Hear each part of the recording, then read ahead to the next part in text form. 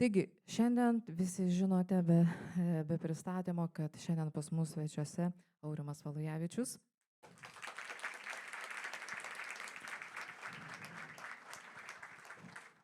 Na ir šiandien pokalbį palaikys Aurimu Matas Gacevičius iš 2 KTU klasės ir Tadas Kazakevičius 4 BMHS. Taigi, pradedam. Taigi, sveikas Aurimai. Sveiki, sveiki. Nu tai kokia nuotaika pas tave šiandien? Gera, gera, šiaip viskas gerai. Kaip jautiesi sugrįžęs į mokyklą? Na, aišku, aš mokyklą baigiau 13 metais, tai jau truputį laiko praėjo, bet atrodo labai greitai tas laikas taip ir prabėgo kaip spriktas. Taip biški gaila, kad taip greitai bėga laikas. Supratau. Per greitai. Gerai. Tai kaip buvai mokinys, ar svajojote įsivaizduoti save keliaujantį ir gyvent kokį nors tokį prasmingą gyvenimą kaip dabar? Keliaujant ir panašiai. Be šansų. Be šansų. Aš 6 klasėje pradėjau galvoti, kad noriu būti architektu, nes man lietuvių kalba sunkiai sekėsi ir galvojau, kokia sfera galėtų būti ta, kur reikėtų mažiausiai lietuvių kalbos. Tai jau man sekėsi prie piešimo, braižyba, kūryba, tai 12 klasėje pradėjau mokytis piešti ir gerai išmokau piešti per metus laiko ir piešimą jau kompoziciją turėdavau 2 pamokas per savaitę papildomai ir dar matematiką papildomai eidavau, žodžiu. Tai, 12 klasė buvo sunki, bet įstojau, viskas gerai į architektūrą. Bet kad mokyklos laikais galvosiu apie keliones, dar kažką, tai nei kiek, nulis.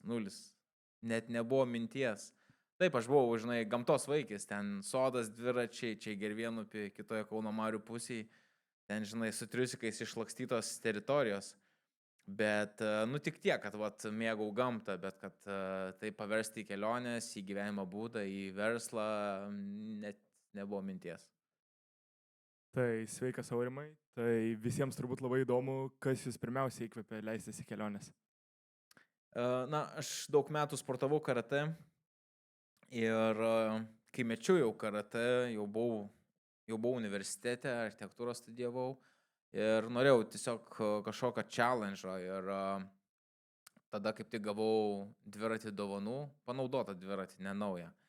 Ir geras buvo dviratis, blemba, galvoju, būtų fainai, kokią rimtą kelionę padaryti. Ir dar tuo metu buvo Skype'as, turbūt jau mažai kas iš jūsų naudoja Skype, arba net nečiupinė jo, dar čia prieš Messengerius ir panašiai. Ir su draugu susirašiau, sakau, būtų fainai pas tave atvažiuoti. Sako, gerai, ir taip pradėjau dėliotis tą kelionę iš Kauno į Norvegiją. Su popieriniais žemėlapiais, kur važiuosiu, pro kur važiuosiu, tai per Google Mapsus kiekvieną dieną susispausdinau maršrutą ir viską, susirinkau daiktų, pasiėmiau mygtukinį telefoną, nes aš išmanaus telefono net neturėjau, tik tais mygtukai ir viskas, ir išvažiavau su dviratuku. Tai šiaip viskas gerai sekęs, per 10 dienų nuvažiavau iki draugo, palisėjau, per 9 grįžau. Ir tada iš karto vasarą baigėsi vėl universitetas. Tai buvo toks pirmas challenge'as ir keliauti ir filmuota kelionė su GoPro, tuo metu buvo 3 GoPro. Ir po tos kelionės galvojau, reikia dar daryti, kažką dar stipriau, įdomiau ir įsisuko visas tas.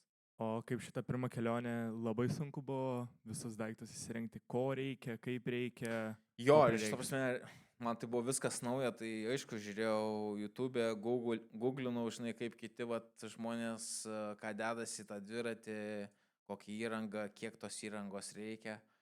Tai reikėjo, atsifiltruoti, kai ką nusipirkti, toks visiškai naujas dalykas man buvo. Dabar tai, tų daiktų pilna ten, bet ką galiu pasigriebti ir važiuoju ir viskas ok, bet tuo metu tai buvo tas reikėjo pasižiūrėti kitų keliautojų, kaip jie keliauja, vis tiek nuo kažko pradedi. Ir paskui jau su kiekvienais metais patirtis ateina, matai, kas veikia, kas neveikia, ką geriau pasimti, o ką geriau palikti namuose.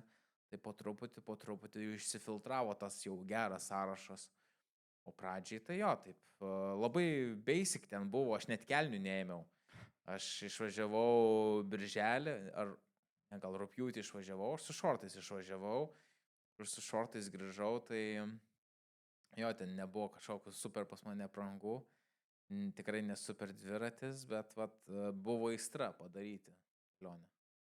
O šiaip darėte kažkokį nors tą pasiruošimą prieš kelionę, tiek pirmoji ir panašiai? Jo, nes aš žinau, kad manęs laukia apie 2500 km dviratuko, tai man buvo, wow, kosminiai skaičiai, žinai, ir iki to laiko mano maksimumas, ką aš buvau su dviračiu numinęs, be bagažo, be nieko, buvo 25 km. Tai čia buvo 2,15, 2,14.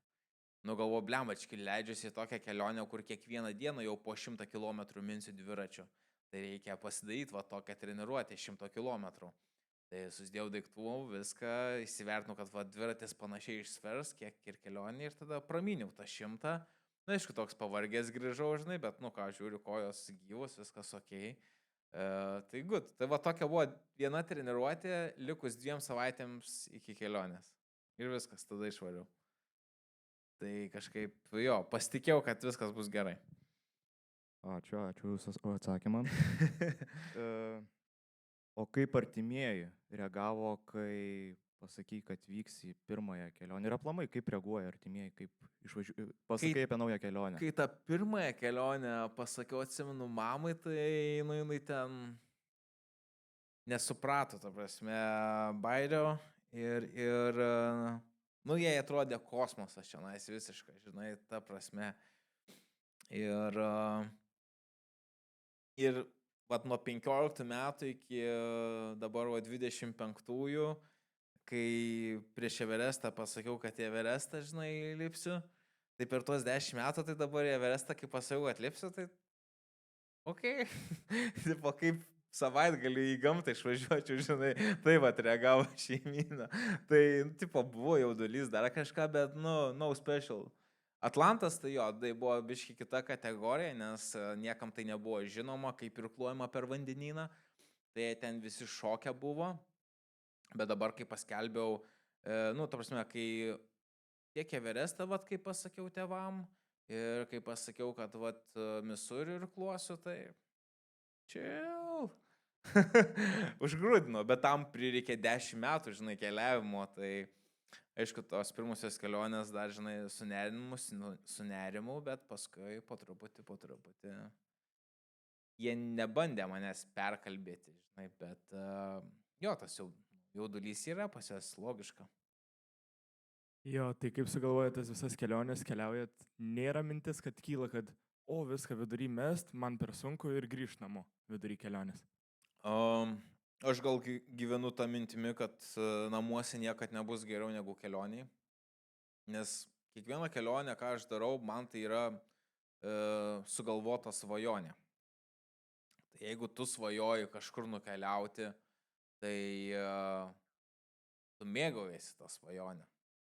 Taip, būna karšta, šalta, prakaitas, kažkas lūžta, kažkas nesiseka, pavargsti, bet tai vis tiek yra svajonė. Tai yra svajonės procesas. Tai tu sustoji, pailsi, susitvarkai, duodi laiko protui, kūnui ir toliau varai. Tai man nei karto nebuvo minties, kad reikia grįžti namo. Nei karto. Ta prasme, nemačiau tome net opcijos, kam žlugdyti kelionę dėl kažkokio vieno mizerio. Nes kai nesiseka, ta prasme, aš tų nesėkmių net netraktuoju kaip nesėkmių. Pavojus kelionė yra tada, kai grėsia pavojus tavo gyvybei, nesveikatai. O ten daiktai, nedaiktai, dar kažkas pavargimai, tai čia aš net neskaitau kaip kažko tokio. Tai yra procesas. Ir tu supranti, kad bus pakilimai, bus kalniukai ir gerai jautiesi, blogai jautiesi, bet, tokia ta kelionė. Tai aš gal tų tokių nesureikšminių dalykų. O daug šalių vis tiek apkeliavai. O kokia šalis labiausiai nustebino savo kultūra? Jeigu iš teigiamos pusės, tai turbūt Naujoji Zelandija, nes tai labai jauna šalis, tai yra anglų kolonija buvusi ir ta visa kultūra yra anglų, ten fish and chips, alus ir panašiai. Ir žmonės velniškai šilti, net jeigu ir tu esi vat, turistas ir keliauji dviračiu, ten jie tikrai šiltai priema, pagelbėjo, patarė, tai tikrai vat, nustebino ir kiek teko keliauti, tai buvo pati šilčiausia kultūra tuo atžvilgiu. O gal labiausiai neigiamai nustebino, tai buvo Indonezija, kai tu esi, žinai, turistas ir visi nori prie tavęs prieiti, nusifotkinti ir tai vyksta literaliai 24 valandos per parą. Tai tu nepasislėpsi, nes keliauji dviračiu lėtai, ne motoroleris, ne mašina, greit nenuvažiuosi. Tai psichologiškai labai išsekino žmonės. Vat, jeigu kas labai mėgsta bendrauti su visais žmonėm, tai būtų top kelionė. Aš žmonių labiau privengiu ir mėgstu tą ramybę ir būti su savo mintimis, tai jo, Indonezija buvo next level. Jeigu Indoneziją gali su palapinė prakeliauti dviračio, tai tu gali bet kurioje pasaulio vietoje tada prakeliauti tada. Čia yra tas filtras. Wow, tai daug kelionių, tai kurią kelionę savo kartotum, kurios ne, o gal visas kartu kartotum? Kartočiau beveik visas, visos fainos buvo, bet jo, turbūt mažiausiai šansų, kad kartočiau, tai vas ir būtų Indonezijos kelionė su dviračiu. O visos kitos vis tiek atnešė smagių akimirkų ir pakartočiau. Bet dar daug pasaulyje, daug vietų, tai gaila biški ir laiko kartoti tą kelionę, geriau kažką naujo sugalvoti ir kitaip padaryti. Kuri keliavimo priemonė labiausiai patinka ir kodėl? Sakyčiau, gal dviratis, nes su dviračiu iš tiesų gali literaliai bet kur nuvažiuoti, tai optimalus greitis ir tas pasiekiamumas nuo taško iki taško ir galimybės patekti į vieną ar kitą teritoriją labai lankščios yra su dviračiu. Baidarė jau tu žinai, seki upę ir keliauji su upe, tai tu labai nenuklysi nuo maršruto. O alpinizmas vėl kitokia biški sfera. Tai dviratis, sakyčiau, tokia optimaliausia priemonė, jeigu nori aplėkti pasaulį ir patirti daug nuotykių. Nes jau ten motoroleris, mopedas, žinai, jau vėl kiti biurokratiniai dalykai prasideda. Tai dabar apie tavo didelę kelionę lenkstam link jos apie Atlantą. Tai kas labiausiai įkvėpė jūs pasirinkti Atlanto vandenyną savo kelionį? Na, vandenynų yra visai pasirinkimas, bet vien ir logistiškai Atlantas, sakykime, europiečiams yra primtinesnis dėl valties transportavimo ir panašiai. Kitas dalykas, man kai pasiūlė irkluoti Atlantų, tai kažkaip net kitoje tada ir vandenyno nebemaščiau. Ir norėjau plus tą kelionę susijęti su Dariumi ir Girėnu, kurie skrido virš Atlanto 33 metais. Tai taip vat ir gavosi, kad Atlantas buvo vat ta destinacija ir tada jau prasidėjo ruošimasis tai kelionė, įranga ir panašiai, kas irgi daug užtruko. Pats sunkiausias pasiruošimas, kokį tik esu turėjęs. Nes tai buvo toks keliavimo metodas, kur neturėjai su kuom pasikonsultuoti, gauti informacijos. Tai turėjai ieškoti, googlint, ieškoti žmonių, kurie irgi perirklavė vandenyną. Tada ir prasideda tokie namų darbai, netipiniai, kur jau ten, sakykime, dviratis, baidarė, jau kaip ir viskas aišku. O vandenynas buvo tokia nepačiupinta sfera. Tai ir gavosi. Bet iš karto buvo sprendimas priimtas, kad plauksiu per vandenyną, ar reikėjo dar kurį laiką ir pagalvoti, apmastyti visą tai? Ne. Man kai atsiuntė, aš pažiūrėjau tą video, 5 minutes, gerai, važiuojam. Tai čia buvo 20 metai, buvo dar COVID'as. Tai aš tada per tas 5 minutės ir nusprendžiau, kad tai turėtų būti 23 metais tas plaukimas, kad būtų Dariaus ir Girėno 90-mečio minėjimas ir tada ir tas ir plaukimas. Tai aš ir turėjau nepilnus 3 metus pasiruoštą į kelionį. Tai nebuvo kažkokių dviejonių. Pamačiau, let's go. O buvo, kas buvo bandę atkalbėti ar heiterių, kaip sakoma, kad ne, tu nepavyks tau ir panašiai?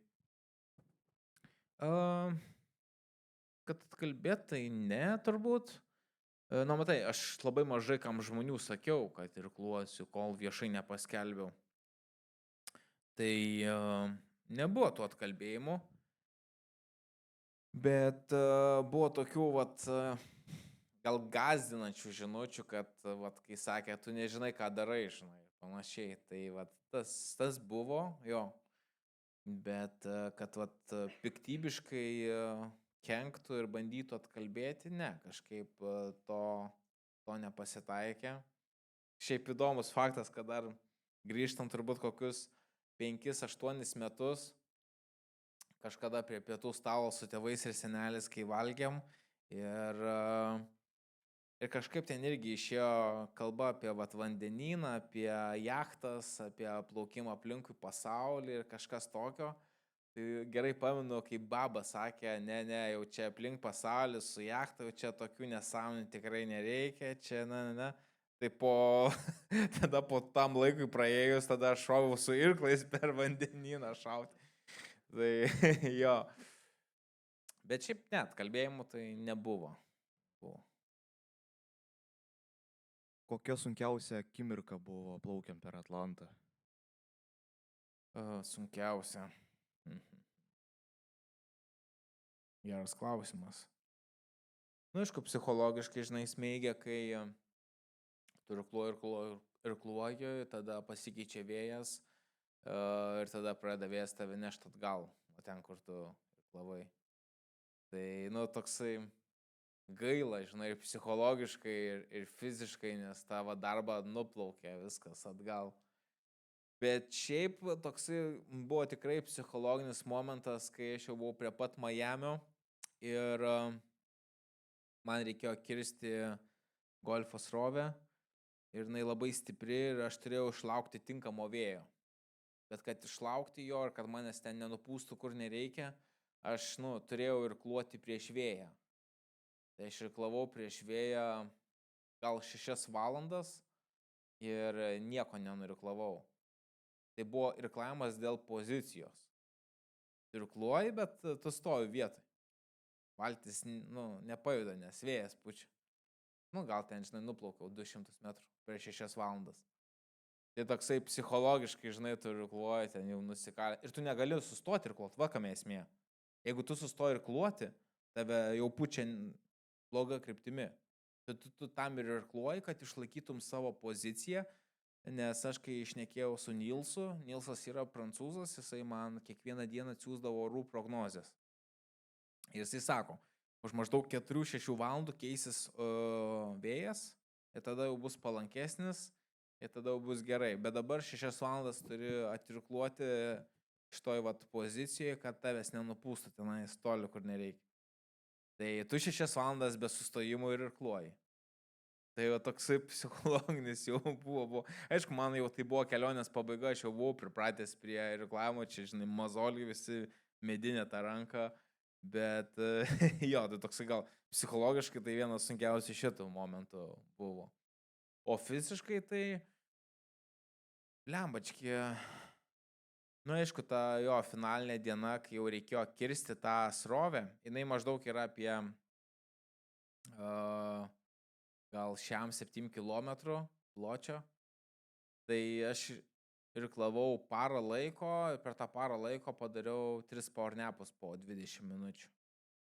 O visą kitą laiką tik irklavau, nes jeigu nustočiau irkluoti, norėčiau pamiegoti porą valandų, mane srovė iš karto, nes aš turėjau kirsti ir tada prie Miamio būčiau priartėjęs, bet jeigu nustočiau toj srovėj irkluoti, mane iš karto į New Yorką pūstų jau, neštų labai staigiai. Tai irgi turėjau visą parą prairkluoti, ten jau fiziškai buvo sunku, jau ten mentalai buvo sunku. Ir ten muziką klausai tą visą naktį, nepadeda, miegas ima. Tai pradėjau podcastus klausyti, nes tada smegenys biškį įsijungia ir pradeda mąstyti. Tai muzika ne visą laiką padėdavo. Kartais kaip tik viską pavargsti, viską išsijungia ir be muzikos irkluoji. Tai, buvo tokių momentų, bet čia, kelionės dalis. Tai buvo ir vėjuotų dienų, ir lietingų dienų, bet kokia buvo įsimintiniausia jūsų ar gražiausia kelionės momentas vandenyne? Jaučiu, kai gražiausias. Jo, turbūt, kai aš irklavau ir pamačiau banginis išlindo vienoje, kitoje vietoje ir plaukė jisai. Supratau, kad jam įdomi ta valtis, jisai nenuplaukė, bet ten buvo vaikas, nepilnai suaugęs banginis. Ir galvoju, čia buvo mano momentas, turiu šokti vandenį ir pasižiūrėti tą banginį po vandeniu, žinai.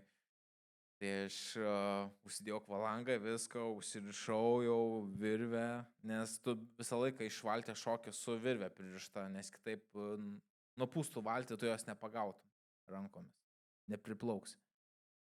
Tai jo, aš iššokau ir žinai, kai iššokai, tu daug burbuliukų aplinkui dar nieko nematai. Tai aš tikrai pradėjau darytis. Atsisakau ir žiūriu, tas banginis tiesiai į mane pradeda plaukti.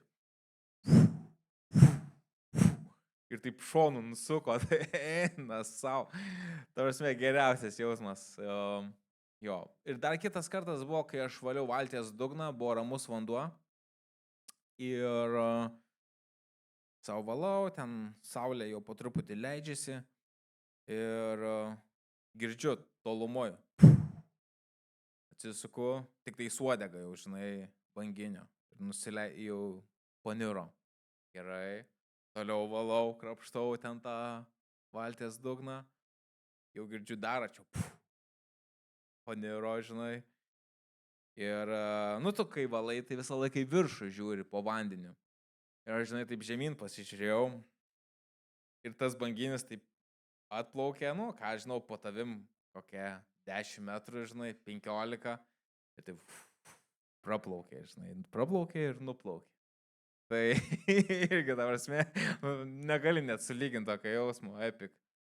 Tai buvo tokių momentų. Arba kai delfinai atplaukė ir pradeda šokinėti.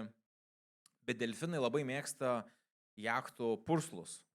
Kai jachta greitai plaukia, būna purslai ir delfinai mėgsta lenktyniauti ir kartu plaukti su jachta jos greičiu.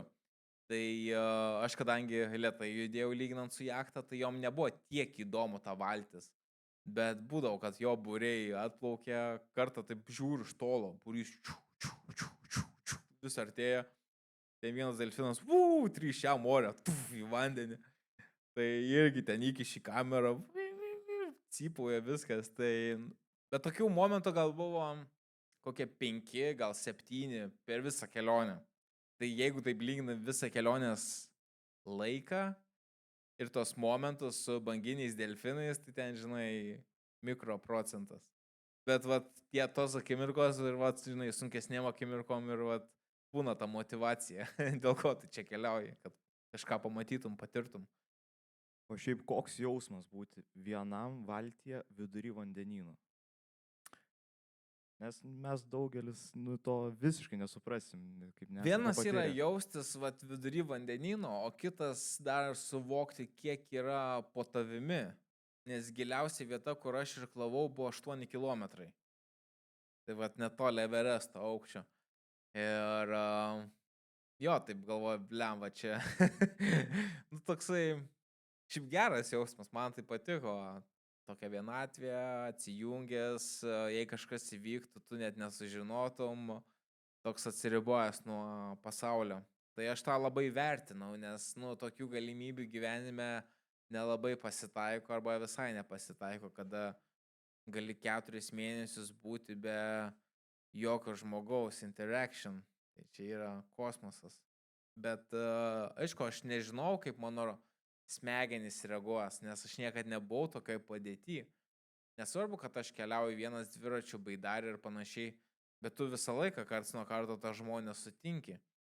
O čia nieko. Buvo jachta praplaukė, tai iš tolo tik tais pasimojavom.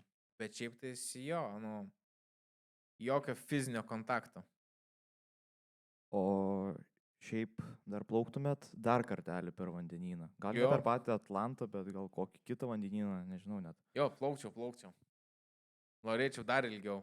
Nes aš jau kai buvau prie Miamio, žinai, jau kai man baiginėjusi, jau buvau beveik 4 mėnesiai jau. Ir jau buvau prie Miamio, jau mačiau krantus, žinai. Tai aš net nenorėjau tą krantą varyti. Ta prasme, aš su kiekvienu mėnesiu vandeninė vis geriau jaučiausi. Nes, nu, atsidarai liuką, bango, žinai, kalą, nu ir tu supranti, čia tavo namai, tavo kiemas, kiek matai, žinai. Tai ir su kiekvienu mėnesiu tu suvoki, žinai, kur žmonės ten problemos. O čia nėra žmonių, nėra problemų. Yra kitokios problemos, be abejo, reikia, žinai, savam susitvarkyti. Bet, nu, tai vat, jo, prie Miami aš norėjau dar porą mėnesių parikluoti. Mielai iš 4 mėnesių būčiau padaręs 6 mėnesių kelionę. Tai no problem. Tai pakartota jo, laisvai. Mielų norų, žodžiu. Mielų norų. Supratau. Gerai, pakalbėjom dabar apie Atlantą. Dabar prieiname prie Everesto. Kaip nusprendėjai leistis į šią kelionę? Kaip kilo mintis? Irgi pačiam nebūtų kilę. Bet man Tadas pasiūlė, o kadangi jis jau daug metų profesionalus alpinistas, tai pagalvoju, jeigu alpinistas tau siūlo kopti Everestą, tai vadinasi, jisai tiki, kad tu gali užlipti. Tai aš kažkaip labai pasitikėjau jo to siūlymu ir nugalvoju, okei, bandom daryti. Tai irgi biški truputį persidėliau savo planus ir nes jo, aš turbūt tais metais aš jau norėjau daryti Misurio upę, bet vat iškrito Everestas, tai reikėjo Misurio vat perkelti į 26-osius. Ir jo, tai vat vėl pasiūlė. Aš net pats nebūčiau taip drąsiai teigęs, kad vat noriu Everestą kopti. Gal nebuvau tiek galvoje psichologiškai pasiruošęs, bet pagalvojau, jeigu alpinistas kitas žmogus manim tiki, tai gal ir tada galiu sulipti ir tada vat pradėjau dėliotis tą kelionę.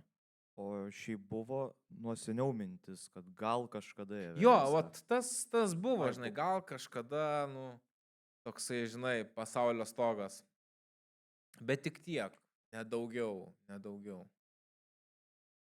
Taip, tai kopiai.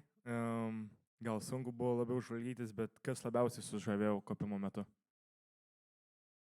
Sužavėjo. Nu, faktas, turi testuoja savo tas galimybių ribas ir tuo pačiu grožiesi, nes vaizdai tai, nu, pasakiški, ta prasme, kur taip kasdieną nepamatysi. Ir tas jausmas, aišku, kalnuose jis yra sunkus, nes deguonės trūksta, niekad nepailsi, visą laiką nuovargį atsikeli. Tai toksai iš savijautos, tai jinai visą laiką tokia poprastė. Nėra, kad tu taip gerai jautiesi, kaip čia mes dabar sėdim. Ne. Šiaip geras yra palyginimas, vat, kaip sako, kaip jaučiasi žmonės kalnuose, tai duok kraujo, vat, pusę litro, vat, kai duodi kraujo, užsidėk padušką ant veido ir eik į 5 aukštą. Laiptais. Tai va toksai jausmas kalnuose. Toks nusilpęs, kvėpavimo nėra, mieguistumas. Tai pakankamas tikroviškai jausmas vat, kalnuose. Nu, čia kaip kalbam 6, 7, 8 km aukštis.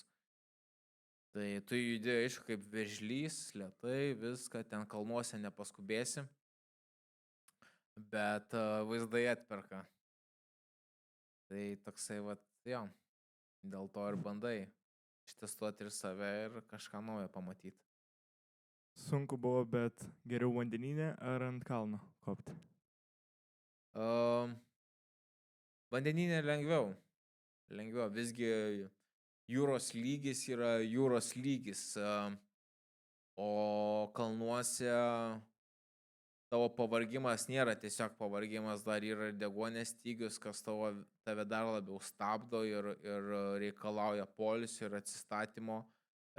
Vandeninė pavargai, atsikvėpavai, atsigėriai, o kalnuose tą patį padarai, tik dar reikia atsikvėpuoti. Tai kuo aukščiau esi, tuo daugiau reikia atsikvėpuoti. Ten keli žingsniai ir stoji kvėpuoti. Tai vandeninė lengviau. Bet aš sakau kaip iš savo patirties, nes kitam turbūt gal psichologiškai būtų sunku išbūti su savo mintimis tiek mėnesių vandenyne ir jam gal būtų lengviau su komanda būti kalnuose. Nepaisant to, kad vat, yra tas deguonės stygius. Tai va čia kaip kas, aš to psichologinio sunkumo tokio netraktuoju kaip sunkumo. Man tai buvo su kiekviena savaitė, man labiau komforto zona buvo. O Evereste tai jo, ta prasme, ištrūčina labai. O kaip vyko pasiruošimas kopti į Everestą? Nes, fiziškai nepasiruošus, manau, niekaip ir taip pat psichologiškai. Jo, tarsi kardio daryti tai tikrai reikia prieš kalnus, nes turi pušinti, nes kalnuose bus dar sunkiau. Bet kitas dalykas, net ir kaip tu treniruosisi ir sportuosi, ir bėgiosi maratonus, ultramaratonus, Ironmanus, tai dar nėra rodiklis, kad tu kalnuose gerai jausiesi. Taip, fizinis pasirengimas jisai svarbus, bet kalnų liga visus meigia. Jiems yra pakankamai lengvai pernešama, o kitiems yra tragedija ir jie jau 5 kilose viskas svaigsta galva ir jau jie turi leisti žemyn. Ir žmonės būna 2, 3 Ironmanus bėga, daro ir 6 kilometruose jie jau su plaučiais pilno vandens ir turi leisti žemyn. Ir prasideda plaučio edema, smegenų edema ir panašus dalykai. Tai nesvarbu, kad ir koks tu atletas esi, tai dar neužgarantuoja tavo, sakykime, geros adaptacijos kalnuose. Kol tu į juos nenukeliausi, tai tol ir nesužinosi. Nes čia yra šiaip ir genų dar dalykas, tai tu irgi, kol nebuvęs, tai nežinai, kokie tie genai, ar geri, ar nelabai geri. Tai va tas yra momentas, toks tricky. Kiek Atlantui pasiruoši fiziškai, tiek vat ir turėsi ir tiek tau pagelbės. O kalnuose tai ne visą laiką reiškia, kad jeigu tu čia gali nubėgti 60 km non-stop, tai nereiškia, kad tu ten kalnuose bėgiosi ir lakstysi. Gal tu kaip tik paskutinis eisi ir vos ten šlubuosi. Aišku, gerai turėti tą pasiruošimą, žemą pulsą ir panašius dalykus, bet dar nerodiklis, kad bus gerai. Tai toksai. Jo, ir šiaip iš tiesų, kas yra moksliškai įrodyta, kad vyresnio amžiaus žmonės lengviau perneša aukščio ligą negu jaunimas. Ir kitas dalykas, aukštyje tau reikia deguonies, be abejo. Ir kaip organizmui, kaip kūnui mūsų reikia to deguonies smegenim ir raumenim. Tai jeigu tu esi labiau raumeningas, vadinasi, tu dažniau stosi atsikvėpuoti, nes to raumenis tavo reikalauja. Todėl dažnai alpinistai ir yra kūdi. Yra kūdas kūnas, mažiau raumenų, vadinasi, mažiau tavo organizmų reikia stovėti ir alsuoti ir atsikvėpuoti. Tai va tokie niuansai, kur raumenis net kenkia kalnuose, nes tiesiog tavo adaptacija bus ilgesnė. Tau bus sunkiau negu kitam. Supratau. O su kokia didžiausia rizika teko susidurti kopimo metu? Rizika. Nežinau. Evereste tai kažkaip, atrodo, viskas pakankamai sklandžiai ėjosi. Daugiau gal rizikų buvo Čilėje, kai kopiau į ugnikalnius, tai ten ir akmenys ridenos ir panašiai, ten pro galvą skraidė. Tai kalnuos irgi, aišku, ten, tu prasme, vienas paslydimas, nukritimas ir ten eisi su virvė žemyn, plus sniego lavinos yra. Tai tokie dalykai jie yra, egzistuoja, bet turi neskubėti. Kalnuose tu negali skubėti, nes skubėjimas priveda prie klaidų, klaidos priveda prie mirties. Tai judi lėtai, stabiliai, kvėpuoji, fiksuoji, nes dar įsivertink, kad aukštyje šiaip smegenys truputį kitaip dirba ir veikia ir būna ir haliucinacijų ir panašių dalykų.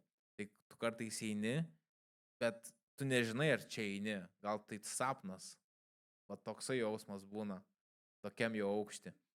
Tai vat, svarbu neskubėti, nes skubėjimas jisai tau darys klaidų, net ten koją padėsi, pradėsi slysti, panašiai, įsikabinsi draugą, su draugu nusitemsi žemyn, tai tokie vat faktoriai, kai jau yra aukštuminis alpinizmas. O kai eini žemiau, kai tenais 2, 3, 4 km ugnikalniai, tai tos, sakyčiau, vat, birančios uolienos didesnė problema. Nes jos tai byra, tai gali tave nutekšti literaliai ir žūsi vietą. Tai tokie niuansėliai. Supratau. O šiaip dar mastai apie irgi kokių nors kelionių su alpinizmu susijusių. Turiu kokių minčių nors. Nu, jei ir turiu, negaliu atskleisti. Taip, suprantam. Bet visą įrangą turiu, tai manau bus dar tų kalnų. Anksčiau ir vėliau bus. Tai nepaleidžiu, nes man patinka alpinizmas. Tai yra pati sunkiausia keliavimo forma, ką man teko išbandyti per visas keliones. Tai truputį next level. Tai pakalbėjome apie jūsų įvykdytas keliones, tai dabar apie jūsų naują kelionę. Tai kodėl pasirinkote būtent šį maršrutą naujai kelioniai? Nes nėra ilgesnių saugių upių. Tai yra ilgiausia, ką gali nuirkluoti pakankamai saugiai. Misuris įteka į Misisipę, Misisipė išteka į Meksikos įlanką, bendrai apie 5700 km. Ilgesnis yra tik tais Nilas arba Amazonė. Visos kitos upės trumpesnės. Tai vat ir natūraliai ir gavosi, kad aš jau šitą kelionę labai senai norėjau padaryti, bet tai viena ar kita kelionė išlyzdavo pirmiau ir turėjau vis šitą dalyką nukelti. Vis dar COVID stabdė tuo metu. Tai vat ir tiesiog savo distanciją ir gražumu, tai vat ir tapo numeris 1, ką noriu prairkluoti, nes principė tos dvi upės skersai visą Šiaurės Ameriką. Tai daug valstijų prairkluosiu ir turėtų būti graži, challenginga kelionė. 15 užtvankų laukia, tai bus reikalų, bus. O šiaip kiek laiko trunka sudaryti visą maršrutą plaukiant Baidare?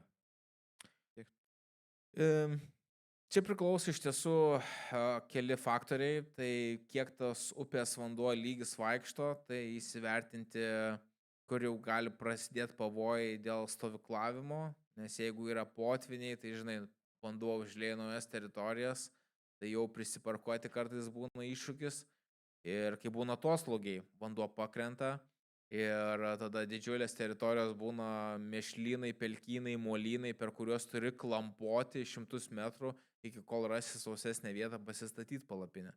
Tai vienas dalykas. Kitas dalykas yra užtvankos. Kuo daugiau užtvankų, tau reikia nuspręsti, kaip tu aplink ją keliausi. Ir dar turi įsiaiškinti, ar legalu tai daryti apskritai. Nes būna ir problemų su tais užtvankų kirtimais. Tai kuo daugiau užtvankų, tuo tavo kelionė labiau lėtėja. Nes prieš kiekvieną užtvanką yra vandens rezervuaras didžiulis, kur nėra srovės, kur vėjų leidžiama, kur vėjas gali iškelti bangas didelės. Tai ten irgi bus tokių baseinų, kur bangos po 1,5 metro. Tai tu turi protingai irkluoti ir žiūrėti orų prognozes, kad tu saugiai pasiektum tas užtvankas, tada jas kirsti ir panašiai. Tai jo, visos tas tokie vat barjerai reikalauja savo laiko, analizės, žodžiu, pasidomėti ir tada jau gali varyti. Supratau. Nu tai žodžiu, viską pamatysime jūsų vloguose. Jo, aš daily vloginsiu ir Starlinką turėsiu Baidariai, tai jeigu nebus ryšio, tai vis tiek pagausiu su Starlinku ryšį ir tada galėsiu uploadinti vlogą. Turėtų būti tokiai. Gerai, mūsų pokalbis jau eina į pabaigą, tai turim paskutinį klausimą. Kokią svarbiausią pamoką ir palinkėjimą iš savo gyvenimo galėtum perduoti šiandienos mokiniams? Mūsų kartai. Sunkus klausimas. Nežinau. Reikia pagalvoti. Aš nesu super motivatorius. Bet jo, tas pasakymas, jeigu tu kartosi, kad tu negali padaryti, tu būsi teisus. Ir jeigu tu savo kartosi, kad tu gali padaryti, tu irgi būsi teisus. Tai tik tais priklauso, kurią pusę tu labiau vertini ir dėl kurios pusės tu labiau stengiasi. Tai nes jeigu tu visą laiką numosi ranką ir galvosi, kad čia aš negaliu, aš nevykėlis, taip ir bus gyvenime. Bet jeigu tu galvosi, kad aš galiu padaryti ir nesvarbu, kiek tai kainuos laiko, smegenų ir krūvio, tu padarysi. Tai vat, kaip tu save traktuoji, kaip pozicionuoji, yra labai svarbu gyvenime. Nes aš nelabai turėjau palaikymo, tai ką aš dariau nuo pat pradžių. Ir man jo ir nereikėjo. Aš visą laiką žinau, kad aš pasieksiu. Nežinau kada, bet žinau, kad pasieksiu. Tai va, tas labai svarbu, kad nesiorientuoti tik tais kitų žmonių nuomonėm, replikom, pasakymais, nes jie nežino tavo istorijos, jie nebus tavo kailyje, jie nepatirs to, ką tu patyrei. Bet tai aišku yra ilgas kelias. Bet kokią veiklą, ką tu darai gyvenime, visur yra long run.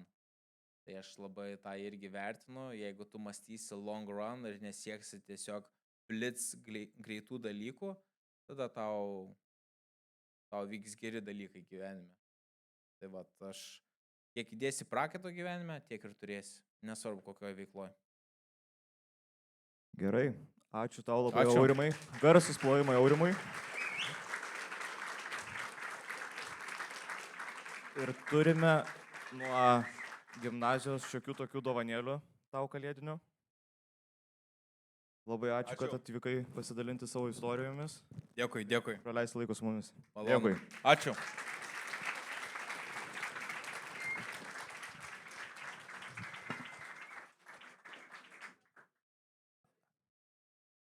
Taip, jeigu nori dar pabendrauti truputėlį su Aurimu, tai kol yra laiko, prašau. Tik tai mes dar labai norim greitai. Į tarybos kabinetą pasikabinsim ant sienos. Kuo didesnis, to geresnis bus.